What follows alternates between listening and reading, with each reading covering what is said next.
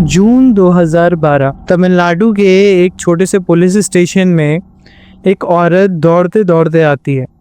हांफते हुए वो पुलिस वाले से कहती है कि उसके पति का मर्डर हुआ था, उसके पति का, उसकी बेटी का मर्डर हुआ था और अब उसे ये बात पता चल गई है।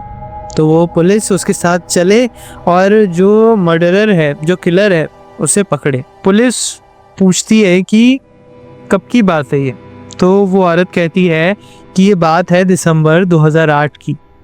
उसका पति लापता हो गया था और अब उसे पता चल गया है कि उसका मर्डर हुआ था। पुलिस बहुत ज़्यादा शॉक हो जाती है। वो उसे कहती है कि तुम्हें कैसे पता कि तुम्हारे पति का मर्डर हुआ है, और अगर तुम्हारा पति इतने टाइम पहले, लगभग 4 साल पहले लापता हो गया था, तो तुम अब क्यों आई हो? इस पे वो औरत पुलिस को बताती है कि उसने कुछ दिन पहले एक टीवी पे रियलिटी शो देखा, जिसमें क्या होता है कि अलग अलग लोगों को बुलाया जाता है और उनसे उनके जीवन के एक्सपीरियंस के बारे में पूछा जाता है। और उसी शो को देखकर उसे पता चला है कि एक आदमी ने 3 लोगों का मर्डर किया था कुछ टाइम पहले, और उसे इस बात पे पूरा यकीन है कि ये जो 3 लोगों का मर्डर उस इंसान ने किया था, वो इसी औरत के पति और बेटी में से हैं।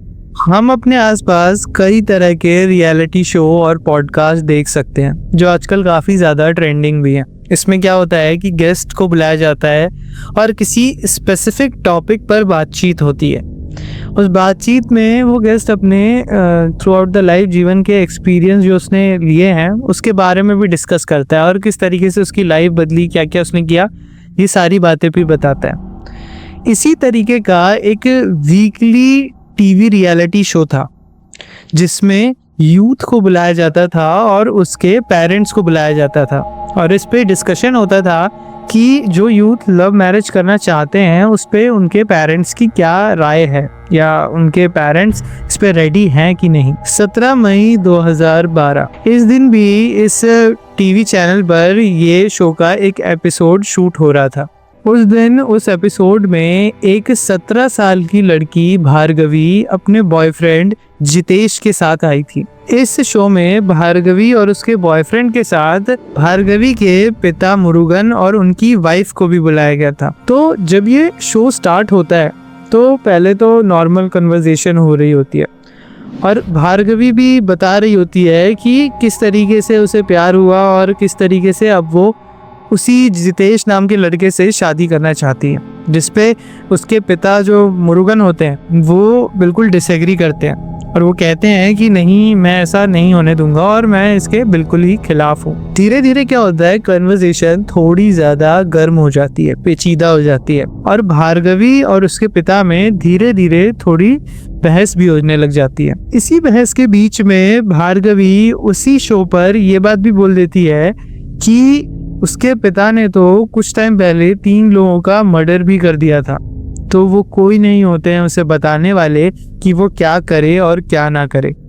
जब भार्गवी ने इस बात को बोला तो वहां बैठे सभी लोग बहुत ज्यादा शॉक हो गए। इस बात पर जब उसके पिता से वहीं पर पूछा गया तो उसके पिता ने बिल्कुल डिनाई कर दिया कि नहीं, ये तो झूठ बोल रही है। लेकिन भार्गवी की मदर ने इस बात को एक्सेप्ट किया। उसने भी बताया कि हाँ, भार्गवी के जो पिता थे मुरुगन, वो कई बार इस घटना का जिक्र किया करते थे कि उन्होंने कैसे 3 लोगों को मारा है। पहले तो उन्हें लगता था कि ये सब मजाक है, लेकिन जब बार बार ये चीजें हुई तो उन्हें भी लगने लगा कि कहीं ये बात सच तो नहीं है। और आज जब भार्गवी और मुरुगन में इतना झगड़ा हो गया था उस रियलिटी शो में ही, तो गुस्से में उसकी बेटी ने ये बात वहां पर बोल ही थी।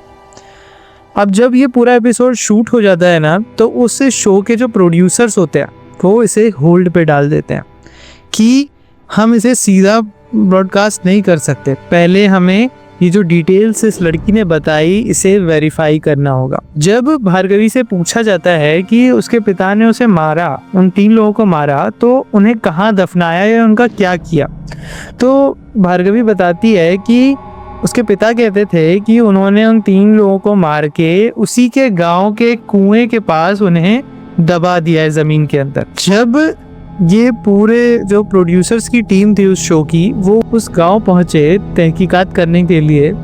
तो उन लोगों को एक बहुत इंटरेस्टिंग बात पता चली कि साल 2008 के आसपास, ठीक 4 साल पहले, इसी गांव के 2 लोग लापता हो गए थे और आज तक उनका पता नहीं चला है। ये 2 लोग जो लापता हुए थे, ये उसी औरत के पति और बेटी थी, जो मैंने आपको बताया कि पुलिस स्टेशन गई थी इस शो को देखने के बाद दौड़े दौड़े। जब इस शो के प्रोड्यूसर्स को इस बात की वेरिफिकेशन मिल जाती है कि कहीं ना कहीं इस बात में थोड़ी सच्चाई है, तो वो इस शो को टेलीविजन पर ब्रॉडकास्ट कर देते हैं। और उसके बाद जब वो औरत देखती है इस शो को, तो वो तुरंत पुलिस स्टेशन जाती है। अब इसके बाद क्या होता है ना कि जब ये जो शो होता है ये टेलीकास्ट हो चुका होता है, तो भार्गवी के पिता मुरुगन और उसकी वाइफ दोनों भाग चुके होते हैं तब तक। पुलिस को जब वो औरत अपनी कथा सुनाती है और अपनी बात बताती है, तो पुलिस सोचती है कि एक बार हमें तहकीकात कर लेनी चाहिए इस मामले में।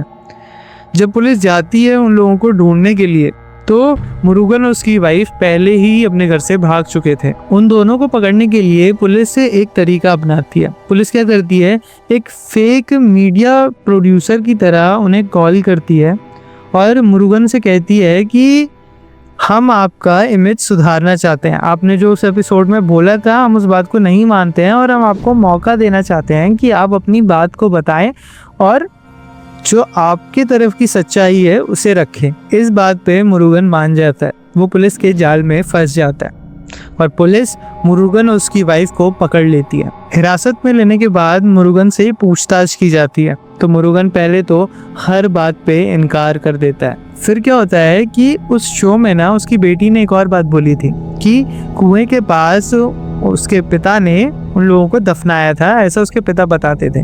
तो पुलिस वहीं पर खुदाई करवाती है। वहां से 3 इंसानी कंकाल निकलते हैं। जी हाँ, मतलब जो ये पिता अपनी बेटी और अपनी वाइफ को सालों से बोलता आ रहा था, वो बात सही थी। अब जब पुलिस के पास एक एविडेंस था, तो पुलिस और दबाव डाल के इससे पूछताछ करती है। तब मुरुगन सारी घटना सच सच बताता है पुलिस को। मुरुगन पुलिस को बताता है कि ये जो 3 कंकाल है, ये तीनों लोगों को मुरुगन ने ही मारा है और इनमें से एक है शंकर, जो मुरुगन के दुकान पर काम करता था। दूसरा कंकाल है शंकर की बेटी का और तीसरा कंकाल है शंकर की बेटी के बॉयफ्रेंड का। जब ये बात पुलिस को पता चलती है, तो फिर कंकाल का डीएनए टेस्ट भी करवाया जाता है और ये बात सच साबित होती है। जो वो लेडी आई थी ना पुलिस स्टेशन कि उसके पति गायब हो चुके थे 4 साल पहले और अब उसके कल्प्रिट को उसने ढूंढ लिया है,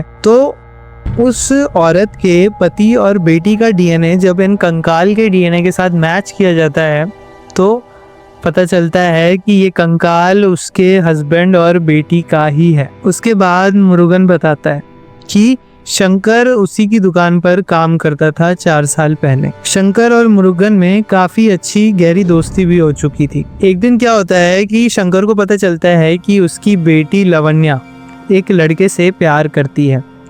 अब लवन्या और उसका जो बॉयफ्रेंड था, उसके प्यार को उसके पापा शंकर कभी अपनाते नहीं हैं, तो वो दोनों क्या करते हैं कि भाग जाते हैं। अब जब वो भाग जाते हैं, तो शंकर ये सारी बात मुरुगन अपने मालिक को बताता है कि ऐसी ऐसी बात है और अब वो बहुत ज़्यादा दुखी है और अगर मुरुगन को इस बारे में कुछ पता चले तो वो प्लीज़ शंकर को बताए और उसकी हेल्प करे। कुछ दिनों बाद लवन्या और उसका बॉयफ्रेंड दोनों मुरुगन के घर जाते हैं, क्योंकि लवन्या मुरुगन को जानती थी कि ये उसके पिता के बॉस हैं, मालिक हैं। दोनों उसके घर जाते हैं, उसके घर उससे मिलते हैं। मुरुगन उन्हें बुलाता है, प्यार से बिठाता है, सब समझाता है, बातें होती हैं और मुरुगन शंकर को भी अपने घर बुला लेता है। अब इसके बाद क्या होता है कि शंकर अपना लेता है अपनी बेटी को कि ठीक है, वो अपनी बेटी की लव मैरिज को एक्सेप्ट करता है और अब वो उसकी शादी उसके साथ करवा देगा। लेकिन यहाँ एक बहुत ही अजीब सीन हो जाता है। जो शंकर का बॉस था ना मुरुगन, जिसके घर पे ये तीनों लोग बैठे हुए थे उस टाइम पे, वो इस बात को मानने से इनकार कर देता है। पहले तो वो शंकर को बहुत अच्छे से समझाता है कि नहीं, ये चीज़ कितनी गलत है और तुम्हें ऐसे नहीं करना चाहिए।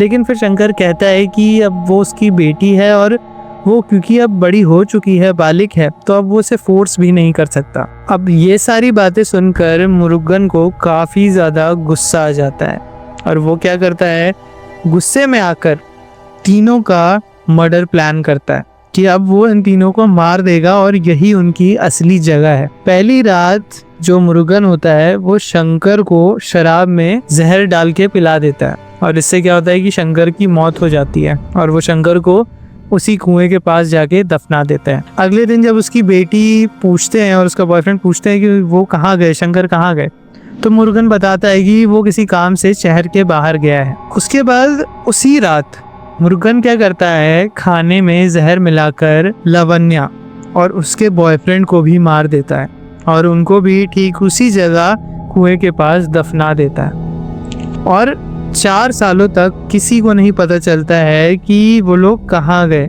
या उनका क्या हुआ। पुलिस के रिकॉर्ड में तो ये लापता ही थे, बट अगर ये पॉडकास्ट पे उसकी बेटी गुस्सा होकर उस पर चिल्लाई ना होती ना तो शायद ये कभी नहीं पता चलता। मुरुगन तो ये बात को एक्सेप्ट करता है कि इस हत्या में, 3 लोगों की हत्या में सिर्फ उसी का हाथ है और उसकी वाइफ को इस बारे में कुछ भी नहीं पता और उसकी बेटी तो उस टाइम उनके साथ रहती ही नहीं थी। लेकिन पुलिस को क्या होता है कि मुरुगन पे शक रहता है कि ऐसा हो ही नहीं सकता कि ये तीनों लोग उसके घर पे थे और उसकी वाइफ के रहते हुए उसने तीनों को मार के दफना भी दिया और उसकी वाइफ को इस बात की भनक भी नहीं लगी। या फिर जब उनकी लापता होने की खबर फैली होगी तो उसकी वाइफ ने ये बात किसी को नहीं बताई कि ये तीनों लोग जो थे उनके घर पे रुके थे और वहीं से इस दिन गायब हुए थे। लेकिन सबूतों के अभाव में पुलिस को छोड़ना पड़ता है मुरुगन की वाइफ को और फाइनली मुरुगन पे मुकदमा चलता है और उस पर 3 लोगों की हत्याओं के जुर्म में 3 उम्र कैद की सजाएं सुनाई जाती हैं। इसके बाद अब तक मुरुगन जो है वो जेल में अपनी सज़ा काट रहा है। वो जो औरत थी जिसके पति और बेटी की इस तरीके से हत्या कर दी गई थी, आखिरकार उसको इंसाफ मिलता है। इस पूरी स्टोरी में मुझे ये जो मुरुगन का कैरेक्टर था ना वो थोड़ा सा साइकोपैथ टाइप का लगा, क्योंकि उसका कोई इन्वॉल्वमेंट नहीं होना चाहिए था इस मामले में कि उसके सर्वेंट के घर में वो क्या चाहता है या क्या नहीं चाहता है। हाँ, अगर कुछ गलत होता तो वो उसे रोक सकता था, बट जो शंकर था उसने एक बहुत ही सही डिसीजन लिया था अपनी बेटी के लिए और अपने लिए। लेकिन क्योंकि सिर्फ मुरुगन को ये बात पसंद नहीं थी इसलिए उसने अपने सर्वेंट सहित उसकी बेटी और उसके बॉयफ्रेंड को भी मार डाला। तो दोस्तों ये थी एक और क्राइम रिलेटेड स्टोरी। अगर आपको ये कहानी पसंद आई हो तो कमेंट करके ज़रूर बताएं और अगर इस तरीके के और ज़्यादा क्राइम रिलेटेड स्टोरी के बारे में सुनना पसंद करते हैं तो वो भी कमेंट करके ज़रूर बताएं। मैं हूँ सुधांशु चौधरी। जय हिंद।